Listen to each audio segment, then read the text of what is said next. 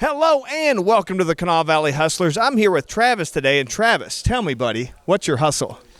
My hustle is purely unique. I hustle for jobs for people with disabilities and for mail. Jobs with disabilities and for mail? How does that work? Tell me, what's the name of your company and what do you guys do? So the name of our company is Job Squad Incorporated. We're a nonprofit company that helps people with disabilities find jobs. And here in Charleston, we run a pre-sort mail business. We take care of mail from all kinds of customers, from the state to commercial entities. We bring it back to our site where we sort it, and then we take it to the post office for big savings for our customers at the end of the day. And we're also providing jobs for people with disabilities at the same time. That's great. Tell me a little bit about how does that work, providing jobs with people for disabilities? What makes that unique about Job Squad? So, we try to customize jobs for individual disabilities based upon their needs and their interests.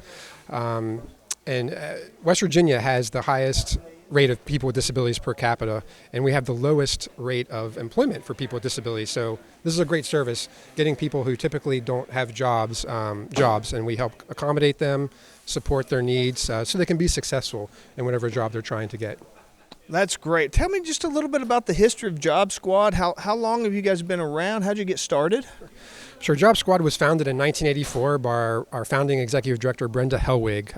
It was formed when Summit Center in Clarksburg went bankrupt, and Job Squad was incorporated from Summit Center. And then shortly thereafter, the FBI came to Clarksburg and contracted with Job Squad to provide custodial and ground maintenance services out there. And today we have grown to employ about 90 individuals with disabilities working there and have grown to have contracts with the state like this down here in Charleston with the mail business. So you've got a few different locations throughout the state, is that right? Yes. So we do work in Bridgeport, where our main office is. We have an office at the FBI campus there in Clarksburg. We have our office down here in Charleston on Patrick Street. And then we also take care of a couple federal buildings in Huntington, where we have an office in those buildings.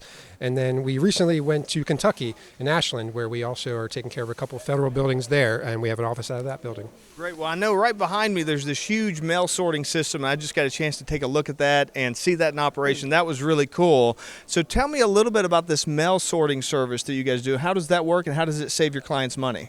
All right. Yeah, this machine is pretty crazy back there. So what we do is we go and collect the mail from our customers, and we're able to do basically half of the work for the post office. And when we do that, by sorting the mail to the 5 digits, the post office gives us a break on the postage. And then we share that savings with our customer. And that's how we make that money. So if we get 50% savings in the postage, then we would share that with our customer. And the benefit to the customer is that we get the mail out of your hands. You don't have to think about it. We come pick it up from your site. We bring it to our site where we get it postaged and take it to the post office at the end of the day to make sure it gets mailed out that same day, so you don't have to worry about it. And then we're also going to save you money on the back end with the postage.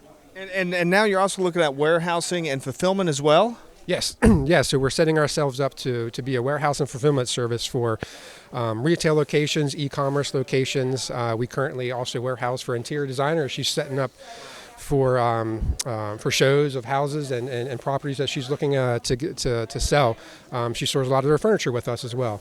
So outside of the mail and the sorting and stuff, what other types of services? You mentioned some of the buildings and taking care of some of the buildings. What kind of services do those entail? So it's mostly janitorial. We're very skilled at taking care of janitorial, office space, and industrial space, and then also landscaping.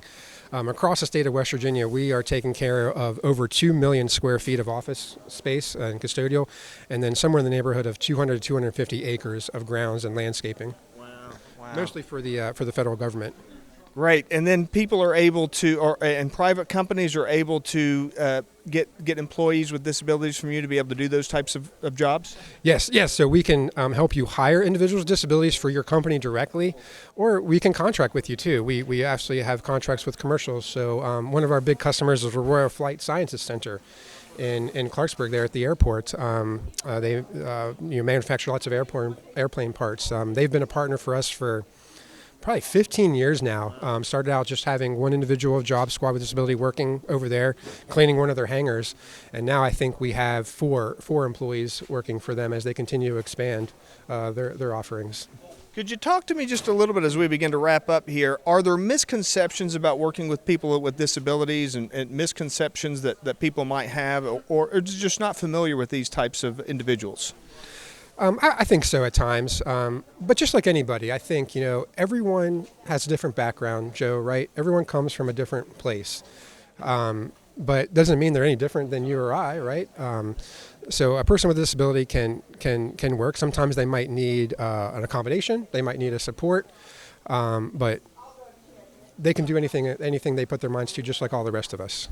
That's great. And you were telling me a little bit earlier that you have lots of people that have started out on disability and been able to go into full-time work through Job Squad. Is that right? Yes, yeah. So one of the things I think that's out there is a lot of misinformation sometimes. If you are receiving a Social Security benefit, for every dollar that you make, every dollar that you make, $2 that you make on a wage job, they take $1 from your Social Security check, right? So you're always going to be better off working and making money. So, for example, a lot of our custodians, they're making $45,000 a year, and that's too much to have any type of benefits, right? So they are not receiving Social Security, become independent taxpayers, and are living independently, making a good wage, and have medical benefits that aren't Medicare or Medicaid. That's great. And as we're wrapping up here, how would people get out to learn more about Job Squad, to learn more about your services, what you have to offer? What's the best step for someone to do? Probably to reach out on our website. It's just Google jobsquadinc.org. It'll bring you right to our website. You can apply for a job there, send an email to us. You can also find our Facebook page. Just look at Job Squad on Facebook, and send a message to our staff that way as well. Anybody sends a message, we'll always follow up and see how we can help you out. Great. Awesome. Travis, thank you so much for joining us here today. And thank you for watching. Remember, this is Joe Justice, the Kanawha Valley Hustler, reminding you to hustle hard, hustle smart, and hustle with a smile.